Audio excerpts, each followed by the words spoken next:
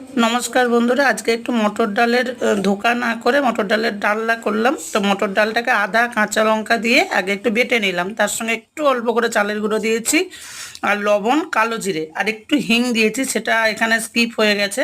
তো এদিকে কাঁচা লঙ্কা, আদা, টমেটো, তেজপাতা এটা বেটে নিয়েছি, আর ডালটাও এই যে মিক্সিতে বেটে নিয়ে এই দেখো ছোট ছোট করে না বড়াগুলো আগে ভেজে নিচ্ছি। আর যত যত ডালটাকে ফেটাবে তো তত মানে বড়াটা ভালো হবে আর কি।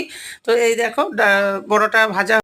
এইবার আমি তেজপাতা, জিরে, কাঁচা লঙ্কা সব কিছু ফোড়ন দিয়ে দিয়েছি, দিয়ে মশলাটা দিয়ে দিয়েছি, দিয়ে ভালো করে মশলাটাকে কিন্তু ভেজে নিতে হবে। তার সঙ্গে আমার ঘরে যে ভাজা মশলা থাকে সেটা দিয়েছি, আর হলুদ গুঁড়ো দিয়েছি, দিয়ে ভালো করে আর একটু চিনি দিতে হবে, তবে কালারটা খুলবে। দিয়ে ভালো করে মশলাটা ভেজে নিয়েছি, নিয়ে বড়াগুলোকে দিয়ে দিয়েছি, দিয়ে ভালো করে কষিয়ে নিতে হবে। নিয়ে জলটা কিন্তু বেশি দিতে হবে, নাহলে জলটা টেনে যেতে পারে।